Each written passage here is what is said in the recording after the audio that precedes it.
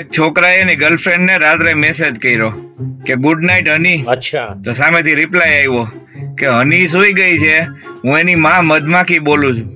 પછી ઓલાને આખી રાત નીંદર નો આવી. ઘરમાં આપણો વટ એટલે વટ. આગલા દિવસનું રાંધેલું મને પૂછીને જ નાખે કે તમારે ખાવું છે કે જવા દઉં. થોડા દિવસમાં વ્રતોની સીઝન ચાલુ થશે. ઠીક હે. સવારે વડની ફરતે દોરા. અચ્છા. અને સાંજે વર ઉપર ડોળા.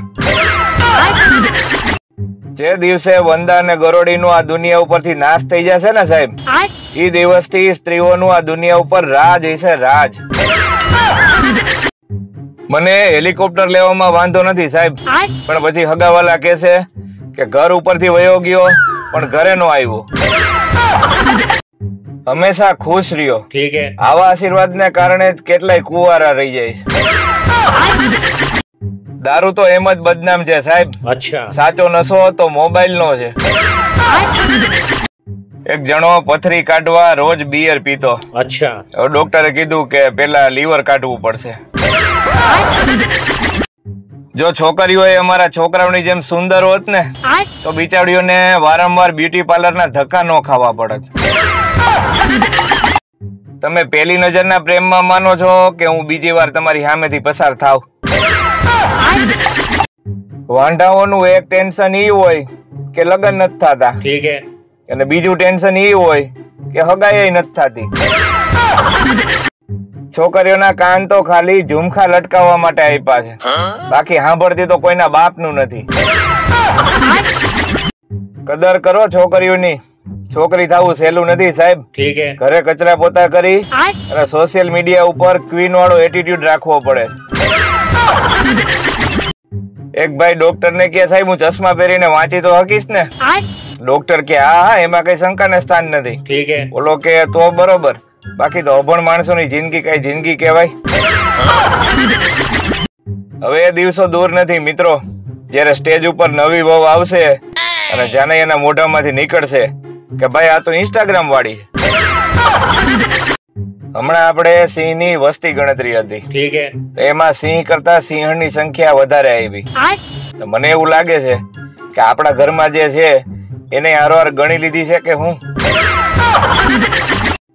દીકરો મોટો થઈ ગયો ને એટલે બાપે પૂછ્યું કે બેટા તારે કેવી પત્ની જોઈ છે? બોલો કે મારે ઊંચી, રૂપાળી, સુંદર, સુશીલ, નમણી, મારું હંમેશા કયું માનતી હોય એવી અને ક્યારેય મારી હારે ઝઘડો ન કરે એવી. પપ્પા કે બેટા એને મનનો વેમ કહેવાય, પત્ની નો કહેવાય. પેલાના સમયમાં બાલ વિવાહ થતા. ઠીક હે. અને હવે તો માથાના બાલ વયા જાય તોય થાય તો થાય. મિત્રો 100 વાતની એક વાત, બોડી બનાવવા કરતા ફાંદ બનાવી સહેલી છે. પતિ પત્ની બે હારે શાક લેવા જાય ને ત્યારે પતિ જે શાક ગોતીને દે ને ઈ પત્નીને સારું જ ન લાગે. અચ્છા. મેં એવી ટ્રાય કરી. એને જે શાક વીણું તું ને અને ટોપલીમાં નાખ્યું તું, ઈ ટોપલીમાંથી ટમેટો કાઢીને દીધું તો મને કે નથી સારું, બીજું લ્યો. ગામના જાપે બે કૂતરા બાંધતા હોય ને એમાં 8-10 બીજા કૂતરા ભેગા થયા હોય. એમાં સૌથી નજીક ઉભા હોય ને ઈ શુભ ચિંતક હોય. અચ્છા. થોડાક દૂર ઉભા હોય ઈ ચડાવવા વાળા હોય અને હાવ દૂર ઉભા હોય ઈ ખહુરિયા હોય. એને આ ડખારે કાંઈ લેવા દેવા ન હોય, ઈ ખાલી મજા લેવા આવ્યા હોય. ઈ વસ્તુ સારી છે કે પ્રાણીઓમાં જમવાનું બનાવવાનો રિવાજ નથી, નતર હાથીની વહુ તો જમવાનું બનાવીને થાકી જાત. બે છોકરીઓ બાંધતી હોય ને સાહેબ ત્યારે શાંતિથી બેહીને એને સાંભળવી, કારણ કે ત્યારે જ આપણને ખબર પડે કે કોનું ચક્કર કોની હારે હાલે છે.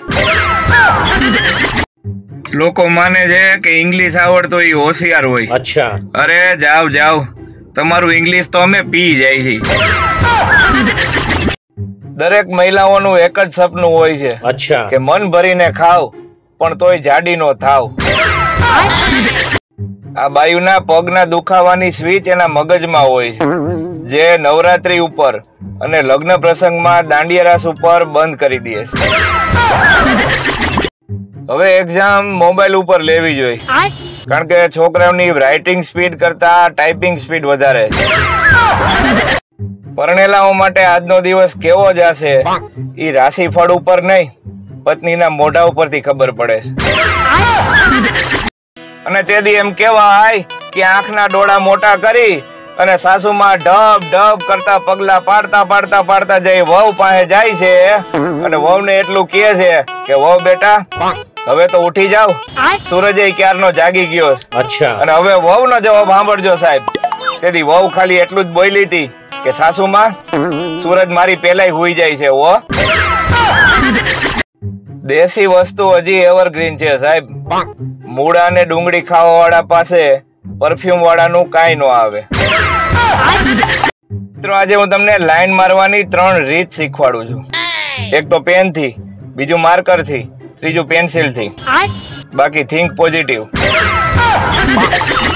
તમારો મૂડ બહુ ખરાબ હોય ને સાહેબ, ત્યારે તમારી ઘરવાળી સાથે વાત કરી લેવી. એ ખરાબ મૂડ ની એ પથારી ફેરવી નાખશે. કાલે એક પપ્પાની પરી પેટ્રોલ પંપ ઉપર 15 મિનિટ લાઈનમાં ઉભી રહી. અચ્છા. પછી વારો આવ્યો ને ત્યારે ઓલાએ કીધું કે બેન તમારું બાઇક તો ઇલેક્ટ્રિક છે. પહેલા ફસાવ્યો મને એની ઝાડમાં, પછી જેટલી વાર મેં હાથ ફેરવ્યો એના વાળમાં, હવે એ વાળ નીકળે છે ભાત અને દાળમાં. જલસા તો લગન પહેલા હોય છે મારા વાલા, લગન પછી તો દૂધીનું શાક ખાઈને કેવું પડે છે તારા હાથમાં તો જાદુ છે. એક જાહેર સૂચના, કોઈ છોકરીની ફ્રેન્ડ રિક્વેસ્ટ આવે તો એને ખાલી ફ્રેન્ડ રિક્વેસ્ટ તરીકે જ જોવી. અચ્છા. રૂપિયો નાળિયેર તરીકે નહીં. પત્ની કે કેવું શાક બન્યું છે, પતિ કે બહુ સારું બન્યું છે. અચ્છા. ઓલી કે આપણો દીકરો તો એમ કે છે કે જરાય સારું નથી બન્યું. પતિ કે એ બિચારો ભોળો યુવાન છે, હજી એના લગ્ન નથી થયા, એને હજી ખબર નથી કે ક્યાં શું જવાબ દેવાય. પહેલા માણસ ટેવ પાડે, પછી ટેવ માણસને પાડે. અચ્છા. હિપકા ભરી ભરીને રોયા મારા ભાઈબંધ. મેં તો ખાલી એટલું જ પૂછ્યું તું કે સાચવે છે ને મારા ભાભી.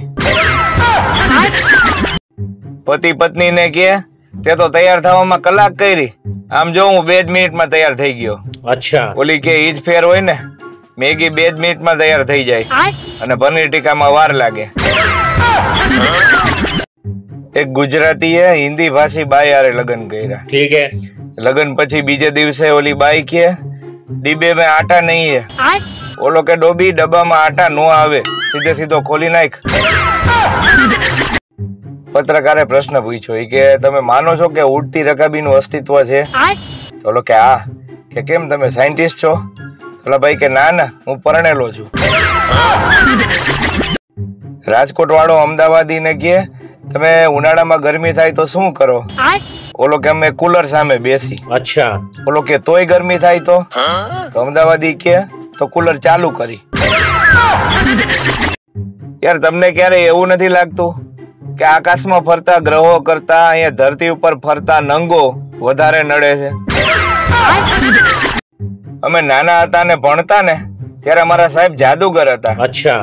એક ફડાકો મારતા ગાલ ઉપર અને ગાલ લાલ થઈ જતો, પણ ત્યારે ઈ ખબર ન પડતી કે આ સાહેબ લાલ કલર કાઢે છે ક્યાંથી. અમુક હારા એટલા બધા નવરા હોય છે કે કીડી આયલી જાતી હોય ને ન્યા આડો હાથ રાખીને કીડીને કહે કે હવે ક્યાં જઈશ.